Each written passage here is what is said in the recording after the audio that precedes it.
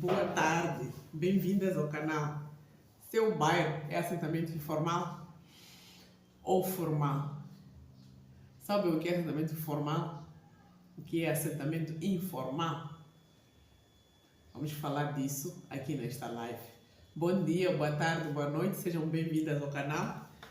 Juvenália Imediata Arquiteta, e hoje vamos falar mesmo do tema sobre o nosso bairro, que tipo de assentamento nós vivemos e, sobretudo, se é um assentamento informal, que contribuições nós podemos, de uma forma muito simplificada, nós podemos fazer para contribuirmos na melhoria do nosso bairro, na melhoria do nosso assentamento informal que nós vivemos.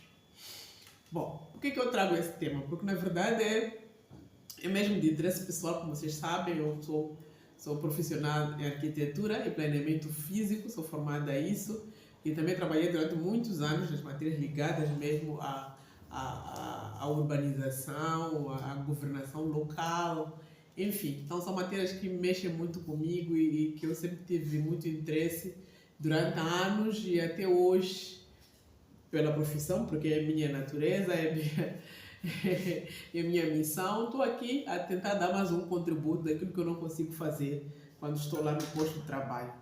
Ou até, se calhar, são algumas reflexões mesmo do que eu devia ter feito quando eu trabalhava na área. Mas pronto, então vamos lá a isso. Mas antes de começar, como sempre, por favor, deixem o vosso like, mandem comentário, mandem perguntas, questões, e vamos lá melhorar para o nosso bairro, a nossa cidade, as nossas cidades crescerem de forma saudável, de forma urbanizada, né? Uma urbanização correta. Então vamos lá. O tema é como podemos contribuir para melhorar o nosso bairro. Então, vou começar primeiro por definir o que é essa coisa de assentamento informal.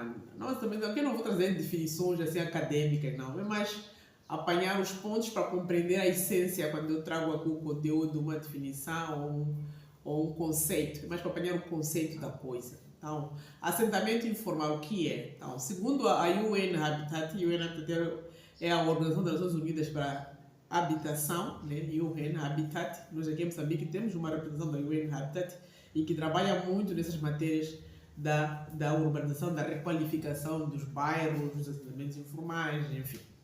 Então, segundo a UN Habitat, assentamentos informais são áreas residenciais onde moradores não têm segurança e posse com relação à terra ou moradias que habitam. Então, os moradores desse bairro não têm a segurança com relação à posse, nesse caso da terra, a posse da terra ou a posse da habitação. Não tem o famoso DUAT ou LUAT, depende de município a município, e também não tem o título de propriedade daquela habitação. Então, como é que é a sua situação aí? Tem DUAT, ou já teve DUAT, é onde mora, tem título de propriedade, tem aquele registro de propriedade, enfim.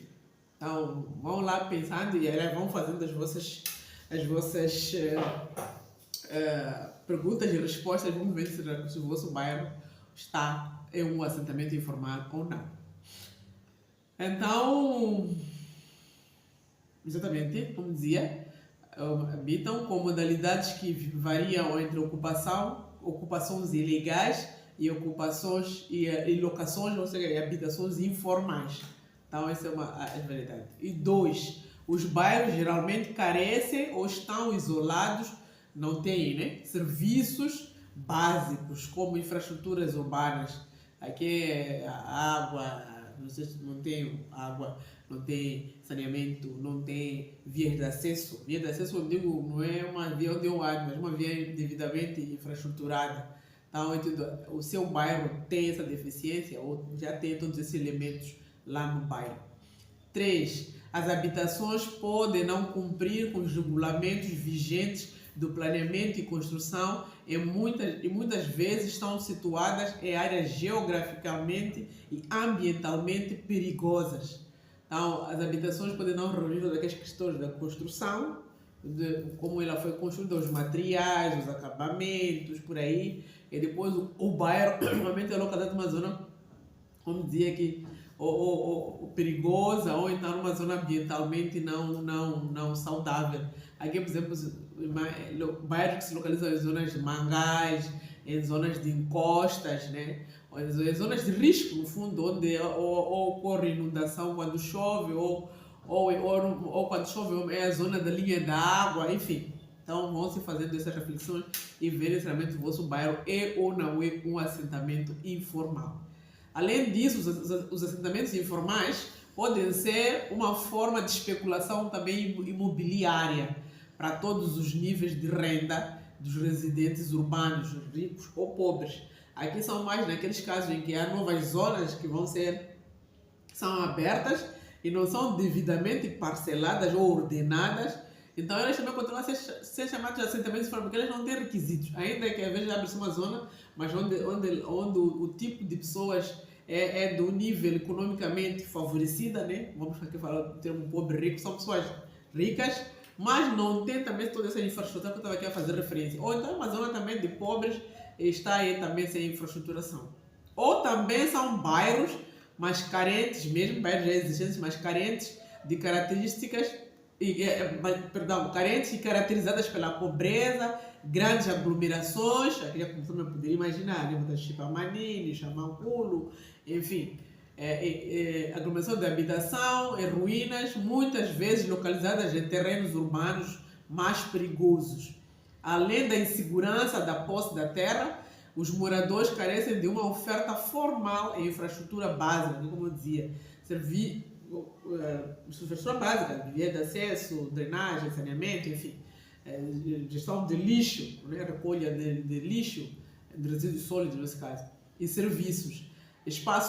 Aqui também não tem serviços, não tem espaços públicos e áreas verdes. Então, o seu bairro tem um jardim, o seu bairro tem um espaço público que é uma escola, um centro de saúde, um hospital, um equipamento social, enfim. O seu bairro tem algum serviço, né? Um serviço econômico, um banco, um comércio, enfim. Seu bairro tem isso, então tudo isso é para vos levar a questionar e verem se vocês vivem ou não em zonas informais. E estão constantemente expostos à expulsão, onde aqueles estão sempre a dizer, vão sair, ou entram, vem outro, porque não tem doate, não tem luate, há um projeto, vão sair, o seu bairro pode sofrer desse tipo de expulsão. Mas também essa expulsão pode não ser só do governo ou dos investidores, mas também pode ser mesmo a expulsão pelas intempéries, né? As intempéries, os nossos grandes dilemas de intempéries naturais. Quando chove, né, a chuva nos expulsa de lá. Quando faz vento, o vento nos expulsa de lá. E depois são bairros normalmente com prevalência de doenças endêmicas, com essa expressão, e violência. Então, façam aí a reflexão e vejam se vocês vivem ou não em assentamentos informais. Então, isso é o que eu podia falar um pouco sobre o que seria um assentamento informal. E eu creio que aqui eu podia concluir que muitos dos nossos bairros da cidade de Maputo, tirando aquela parte de cimento, muita coisa aqui na nossa cidade de Maputo, muitos de nós vivemos em assentamentos informais mesmo. Ok, mas também eu trazer um pouco aqui a história para refrescar um pouco aos avós, é que depois da independência nacional, depois da independência de 75, as cidades moçambicanas viram muito aumentar a sua população. Eu aqui vou fazer mesmo uma leitura rápida para depois no fim fazer o debate. Então, sem que isso tivesse sido acompanhado pelo correspondente crescimento de infraestruturas e serviços urbanos. Essa construção foi tirada do professor Araújo, um geógrafo que escreveu muito sobre cidades moçambicanas, o professor José Forjás, também um arquiteto, o nosso grande arquiteto, já foi um dos meus bastonários, mas um dos patriarcas, se possa assim dizer, da arquitetura moçambicana. Então ele também escreveu muitos livros sobre a urbanização em Moçambique. Então não vou aqui fazer referência, mas são todos que eu fui tirando um pouco dos livros da bibliografia que eu consultei destes dois grandes professores. Então, esta situação fez com que os espaços urbanos do nosso país se degradassem e neles proliferassem atividades informais como estratégia de sobrevivência de uma parte considerável da sua população. Face a tudo isso, as cidades moçambicanas sofreram transformações demasiado rápidas, como sejam a expansão territorial e de forma anárquica, o crescimento populacional, a degradação das infraestruturas, principalmente o sistema de abastecimento da água, saneamento, sistema de rede elétrica, aumento do comércio informal, o que tem dificultado as ações de planeamento e ordenamento urbano. Por isso, impera uma estrutura espontânea onde as condições de vida são bastante degradadas. Então, a escolha desse tema, né, como eu dizia, aprende-se com a problemática da prevalência e contínuo crescimento dos assentamentos humanos informais nas cidades moçambicanas. Por isso que, para mim, é uma constatação com muita dor. Vejo que, desde a independência para cá, houveram, sim, ações de intervenção para a melhoria dos assentamentos informais, melhoria dos nossos bairros, mas vemos que a cada dia os bairros estão cada vez mais a degradar. Ou seja, as ações feitas ainda não respondem, não foram suficientes, até são muito aquém, porque mesmo as estruturas que estavam desde a independência para cá, se repararem, hoje mesmo as zonas urbanas, algumas zonas urbanas que eram consideradas formais, parece que com o passar do tempo até já estão se a tornar informais também, estão a descer de nível. Posso assim eu classificá-las. Então o assunto é sério, a questão da organização do nosso país. Não, a indignação surge, como dizia, de entender que depois de se criarem os municípios de Moçambique, né, em 1997, né, a municipalização teve como um dos objetivos resolver os problemas das zonas urbanas de Moçambique, criando condições para que o direito à cidade possa ser assegurado a todos os habitantes das cidades moçambicanas. E desta forma, os habitantes contribuírem para a evolução socioeconômica, né, e cultural do país, para o qual a cidade contribui parcialmente e do qual ela é o reflexo.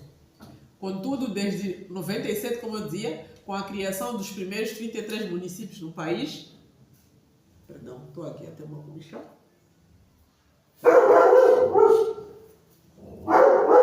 Sim, continuando.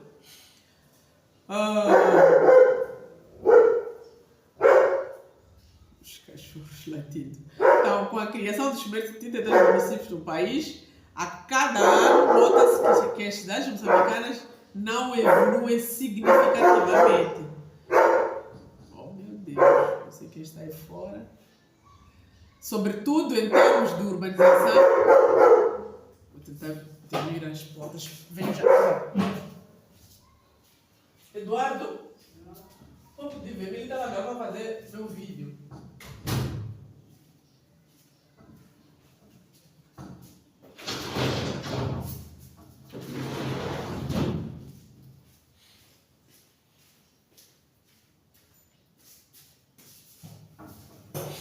Desculpe, vamos continuar. Então, a criação dos primeiros 33 municípios no país. A cada ano, nota-se que as cidades não evoluíram significativamente, sobretudo em termos de urbanização, onde as condições desta área assentam-se em abrir e parcelar novas zonas para atribuição ou venda de terra, sem nenhuma infraestrutura prevista e sem planos de ordenamento do território específico aprovados. Essa constatação eu tirei do livro do professor Weber, que faleceu há pouco tempo. Perdão. Puxa, Spike, sai.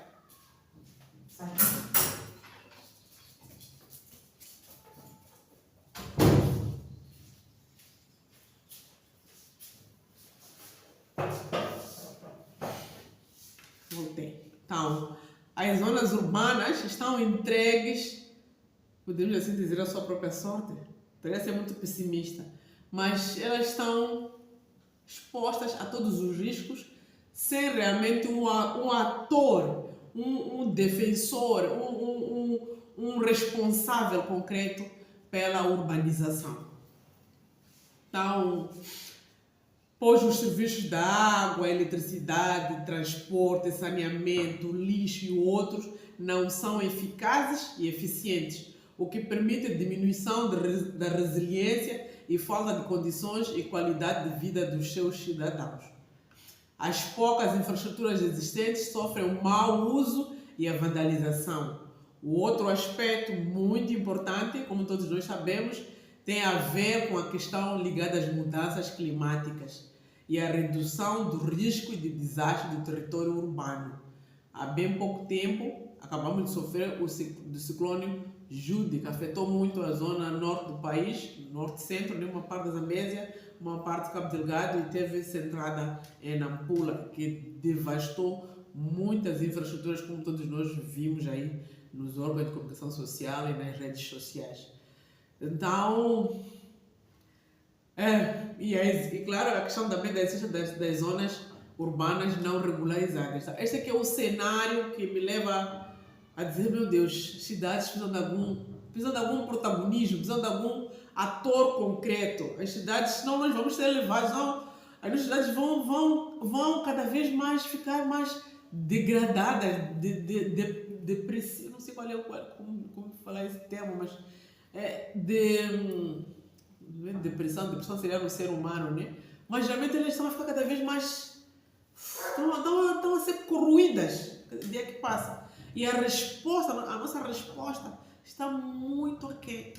Como eu dizia no vídeo de introdução a este canal, nós estamos mais para reagir ao problema e nem conseguimos cobrir 100% dessa reação. Às vezes cobrimos a 30% ou 50%. Então, cada vez que vem um desastre natural, nós vamos lá, pegamos todo aquele orçamento que era para ser feito para as zonas urbanas naquele ano e investimos para tentar resolver a degradação de infraestruturas que aconteceu e às vezes não conseguimos a 100%, ou vamos a 30%, quando muito feliz com o apoio das grandes doadores, chegamos a 50%. E tudo o resto é sendo planificado para manutenção, supervisão, novos investimentos em infraestruturas, tudo fica estagnado. Não vê-se que é por isso que eu afirmo que cada ano nós não estamos a avançar, nós estamos a retardar. A nossa resposta para a manutenção urbana está a ser muito aquém. Muito aquém. Então, o problema, esse eu estava a constatar a história e aquilo que é a situação real do que estamos a viver na nossa cidade. Aqui não é culpa de ninguém, é a situação que tem acontecido. Vamos tentar ver o problema. Apesar de existir uma consciência, tanto do governo, das pessoas no geral, dos parceiros nossos de cooperação, que a urbanização, o planeamento urbano, o ordenamento do território, né, traz melhorias de condições de saneamento e habitabilidade essenciais na promoção da qualidade da vida das pessoas, né, e das comunidades nas cidades moçambicanas. Atualmente é evidente que as ações da urbanização ou do ordenamento do território de Moçambique, no geral, parecem estarem relegadas às entidades comunitárias locais. Por que eu afirmei desta forma? Os nossos famosos secretários dos bairros, chefes dos quarteirões. Eu verifico com muita tristeza, maior parte das ações, não 90%, do processo de parcelamento e distribuição de novas terras, mesmo nas zonas em que já existe uma intervenção, está relegada a estas entidades. E o município aparece lá como quando vocês tiverem problema, digam-me lá para eu vir resolver. Mas enquanto vocês entenderem, continuem a avançar. Eu nem consigo perceber porque essa improatividade, essa falta de inércia dos municípios, eu não entendo realmente. Não entendo. Mas enfim, as próprias comunidades, assim qualquer cidadão, por exemplo, que pretenda adquirir uma parcela nas zonas urbanas, deve contactar essas entidades e em coordenação com o município, mas é uma coordenação que eles fazem com o município, estes fazem a atribuição, venda de terra, né, nos termos da lei de terra, e desta forma são desrespeitadas todas as normas, regras, para uma urbanização correta, reinando uma total anarquia de espaços nos bairros das cidades moçambicanas. Tá? Isto é que eu acho que muita gente tem um grande problema. Eu não sei porque nós relegamos a urbanização a este nível. E são pessoas que não têm nenhuma formação, não têm nenhuma sensibilidade, fazem disso simplesmente um negócio delas. Não sei por que se deixa assim, essa inatividade, enfim, mas é realmente com muita tristeza. em que na legislação, tanto na lei de terra, na lei do ordenamento do território, nos regulamentos de região, regulamento de identificações urbanas, há uma série de critérios que colocam os atores do processo, quem são. É sempre o governo, as administrações, né? Autárquicas ou, sei lá, distritais, a população, a liderança comunitária é intermediária no processo, mas aqui essa intermediação acabou ocupando o primeiro lugar, parece. Então, eu depois disso tudo aqui trago aqui algumas ideias para começarmos a ser mais proativos, já que vê-se, sente-se e pensa-se que a atribuição de terra ficou lá para os nossos secretários do bairro. Então vamos todos nós também participar. Se calhar é uma forma também de despertar os municípios, de acordá-los para eles se responsabilizarem efetivamente por essa grande tarefa, essa grande ação e compreender o quanto elas estão a contribuir, não positivamente para a urbanização, mas sim negativamente, quando elas relegam essas atividades àquele nível. Porque o município tem os seus planos de domínio do território, né? Plano de estrutura, plano parcial, plano pormenor, ou depois os próprios planos já de intervenção de parcelamento dos pequenos blocos, lá de quarteirões. Mas tudo isso, não sei porque que não se respeita, eu não sei mesmo. Enfim. Então, aqui eu começo a dizer assim, há necessidade de utilizar, aqui é mais para o município, os municípios podem facilitar a vida.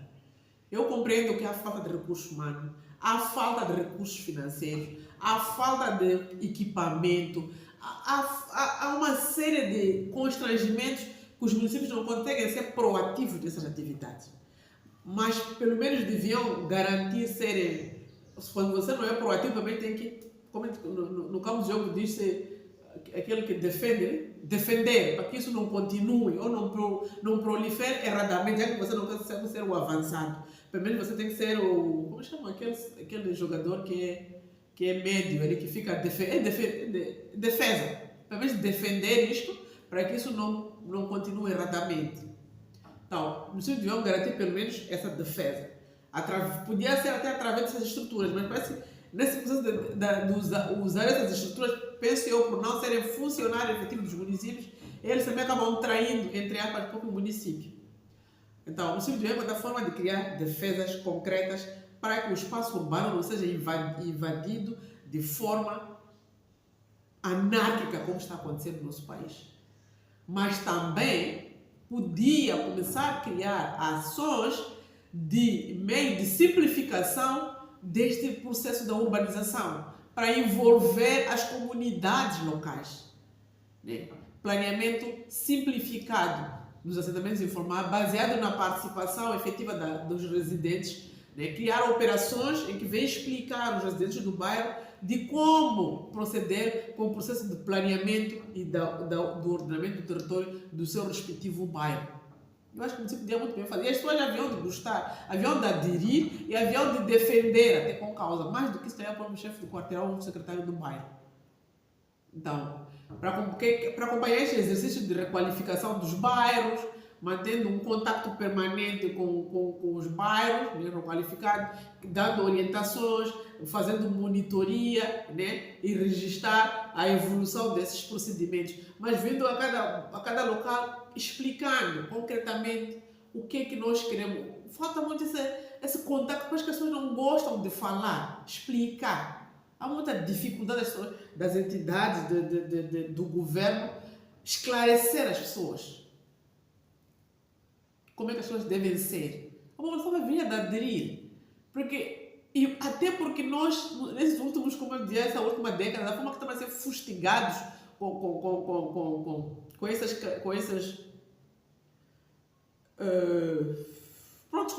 esses eventos climáticos, né?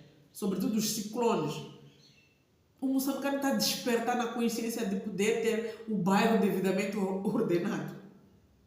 Ele vê a cada vez que há uma chuva, há um torrencial, há um vento ou mesmo há um ciclone, os rescaldos que depois ficam para ficar a gerir, é que até acontece o evento, vai, mas depois ficamos aí 1 mês, 2 meses, 3 meses, 6 meses com chuvas, com águas, aliás, estagnantes nos nossos bairros, sem conseguir conduzi-las, sem saber para onde levar as águas. Tudo porque nós estamos a pensar na urbanização, na orientação para dos cidadãos de como é que nós devíamos estar assentados. Então, como eu dizia, até quando chove as pessoas intervêm. E quando chove, se reparar, as pessoas já intervêm, as pessoas são proativas. Aqui já é uma recomendação para as pessoas. Cidadãos, vamos ser proativos. Não vamos só criar proatividade quando estamos bem fustigados com os nossos quintais cheios de água. É quando saímos, começamos a organizar, abrimos valas aqui, valas ali, valas ali. Até começamos a falar entre vizinhos. Terminam as chuvas, fecham-se as valas e cada um continua na sua. Eu acho que os cidadãos, os munícipes, deviam ser um pouco mais proativos. Né? Nesse processo, já sabe onde é que a água senta, onde é que a água passa, podiam começar a intervir, ou a colaborar, ou a contactar. Começar com o tal secretário do bairro, o tal chefe do quarteirão, comunicar as ideias de intervenção, chamando o município, as ideias que existem, chamando o técnico municipal, que tem experiência, que é técnico qualificado, sentando, seria uma solução mais viável. Então, vamos nos organizar para participar no ordenamento dos nossos bairros. Essa é a minha recomendação. Vamos contactar os chefes do quarteirão, os chefes dos bairros, com nossas ideias para melhorar o nosso bairro, como dizia aí. Não pensemos só em nós mesmos. Não pensar só no meu terreno. Eu vejo com muita gente quando vai lá, esses novos bairros, sempre que vem, às vezes são zonas baixas, vem lá um investidor, chega lá, o que ele faz? Começa a aterrar a terra. Até ele fica a 1 metro ou a 2 metros acima do bairro e toda a gente à sua volta. E ele pensa que já resolveu o problema dele. Sabe, a chuva tem conhecimento, tem sabedoria. Ele sabe que aquela é uma zona baixa e por ser uma zona baixa, cada vez que chove, é uma zona que as águas deviam correr, deixa daquela forma, deviam manter-se ali. Porque a chuva faz, ela começa a nivelar. Todo aquele teu aterro ali, passado 5, 6, 7, 8, 9, 10, até reparar, vamos voltar a estar todos nós ao mesmo nível.